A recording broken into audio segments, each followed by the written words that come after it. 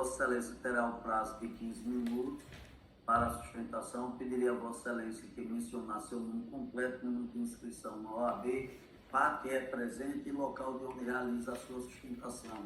Vossa Excelência tem o prazo de 15 minutos e está com a palavra. Perfeito. Anderson de Andrade Mendes, a parte que eu represento. Meu nome é Marcelo Flávio Tigre Barreto. Minha inscrição na OAB é 27543 e eu faço a minha sustentação oral da comarca do Recife, em meu escritório.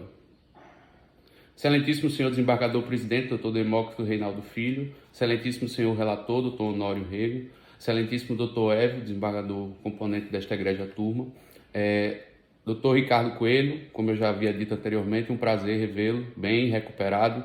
Sou muito fã de Vossa Excelência, o senhor foi meu professor, é um dos exemplos aí que a gente tem na Faculdade de Direito de Olinda, na ESO, autor de livro também. Só tem um defeito, é rubro-negro, né?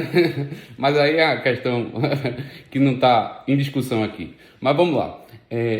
A nota desses autos, Excelências, é o excesso. O excesso de acusação, o excesso de repressão, o excesso de pena corpórea. Se lado 1 há esse excesso de acusação e de pena, lado outro há uma carência, uma deficiência da defesa técnica no processo de conhecimento. Quando eu digo isso, eu falo em referência a uma jurisprudência consolidada do STJ, tanto da quinta quanto da sexta turma. A defesa não pode cumprir um mero formalismo viciado, que foi o que aconteceu aqui. O que é que eu me refiro? Fase do 396A. Vamos lá. Defesa prévia absolutamente sucinta, postergando a discussão do mérito para a fase do 403, parágrafo 3º. Na testemunha, audiência, não se faz uma pergunta à testemunha. O Ministério Público diz que é necessário ouvir determinada testemunha, que é da defesa. A defesa renuncia ao direito de ouvir a testemunha. Diz que vai juntar posteriormente, em substituição, os termos, mesmo que seja uma testemunha de conduta. Vai dizer, não, doutor, mas a testemunha de conduta não tem prejuízo. Como não tem prejuízo? A testemunha de conduta, ela se presta a que finalidade? Artigo 59. Pena aqui aplicada no dobro do mínimo legal. É um afã desesperado em punir. Artigo 312, peculato, descrição de uma conduta. Descreve-se a conduta de peculato, desvio de uma arma em proveito alheio. Trata-se de um servidor. O réu é um servidor do Tribunal de Justiça que cometeu um equívoco, sim, e eu quero, como advogado de defesa aqui, que vá para calingas gregas essa situação de que a gente não pode pedir a condenação. O pedido aqui é de condenação, sim, mas a condenação, Auri e Carnelucci falam isso com muito mais propriedade do que eu. Punir é um ato civilizatório, mas é preciso punir garantindo e, sobretudo, respeitando as regras do jogo, porque em direito penal a forma é sempre a garantia. Então, esse formalismo da defesa, ele não pode ser viciado. A defesa nada fez na fase de conhecimento. O réu ficou absolutamente indefeso. Basta a simples conferência da peça do 396A, dos memoriais do 403, parágrafo 3º, da leitura das atas de audiência. Não há ato defensivo em favor do réu Anderson de Andrade Mendes. Há somente formalismo viciado. Então, esse servidor desviou essa arma que tinha guarda e, de fato, fez isso e confessou detalhadamente a sua conduta e por que o fizera. Cometeu esse erro, hoje se redimiu, esse fato já tem muitos anos, se redimiu, trabalha no mesmo órgão, pediu perdão por tudo que fez e foi condenado como deveria ser. Mas há uma preliminar com a qual o Ministério Público, a Procuradoria, não ombreou esforços e espadas com a defesa. É o pomo de discórdia. O parecer do Ministério Público, até agradeço a doutor André Carneiro, André Silviani, agradeço e rendo minhas homenagens em nome do doutor Ricardo, já que é um órgão uno e indivisível, que elogiou a minha peça recursal, que a descrição da conduta é a de peculato. A arma res, o objeto é coincidente, não há descrição de porte ilegal de arma. Fez-se aqui um concurso material ao arrepio da lei. Então, se tem a descrição de peculato, sem a arma não haveria o peculato, é crime meio, crime fim, concussão, absorção. E aí houve um erro injudicando. E aí o Ministério Público diz, esse erro injudicando não invalida a sentença. Vossas Excelências, turma, pode corrigir esse equívoco, esse erro injudicando. Então, vamos vamos extirpar a condenação afeta ao Estatuto do Desarmamento, artigo 14, 1826/2003, que está em concurso material aqui de forma equivocada, e vamos condenar pelo que efetivamente ele fez. Desviou a arma em proveito alheio. E aí seria o crime de peculato. Então, inicialmente há uma preliminar, a preliminar é de carência da defesa técnica, que aqui eu acho, aqui a defesa acredita, no meu humilde sentir, que a turma deve dar uma lição para os advogados, inclusive um advogado bastante conhecido, advogado que atuou na fase de conhecimento, para que a defesa não cumpra esse formalismo viciado e seja efetiva. Não há defesa efetiva nesse processo. E não dá para dizer, hoje é assim, a nulidade é aquilo que causa prejuízo. Nulidade absoluta praticamente foi extinta. Mas vamos lá.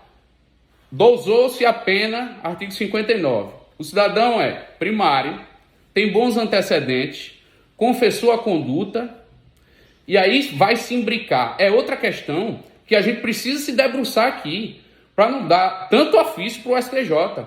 A gente pega as questões do artigo 59, tem os vetores lá, são 8 vetores. A gente vai pegando esses vetores e vai majorando a pena, quando não com frases ecumênicas, com elementos íncitos ao próprio tipo penal. Eu vou majorar a pena no artigo 59, no vetor, seja qual for o vetor, afirmando que ele é servidor público.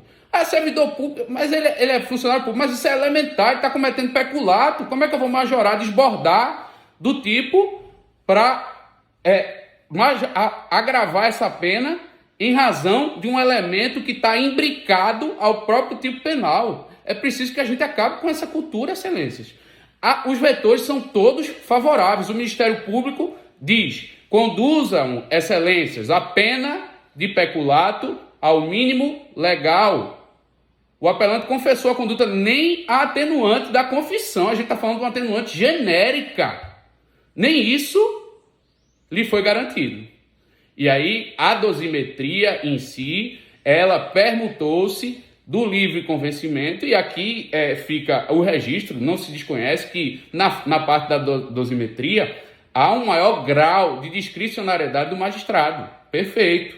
Mas esse grau de discricionariedade, que está incerto no princípio do livre convencimento, ele não pode se permutar, se transformar em arbítrio. Então aqui há alguém que confessou a conduta, há alguém com a vida anteacta absolutamente imaculada, há alguém cujos vetores estão justificados em elementos imbricados ao próprio tipo penal, ou em frases genéricas e ecumênicas, em bis in idem, às vezes até vários vetores com o mesmo fundamento. Então não pode ocorrer isso. Então o que a defesa quer é que, se superar da preliminar, o que a defesa vai brigar até o fim é que se conduza no esteio do parecer, ombreando esforços e espadas com o parecer da Procuradoria. O parecer do doutor André. Conduza-se a pena ao mínimo legal e extirpe a condenação pelo porte de arma. Porque não há descrição de conduta, não tem simetria entre a acusação e a denúncia, e a arma é objeto material coincidente do peculato. É o peculato desvio, é o peculato da arma. Foi um erro injudicando. Então é preciso punir, mas punir garantindo.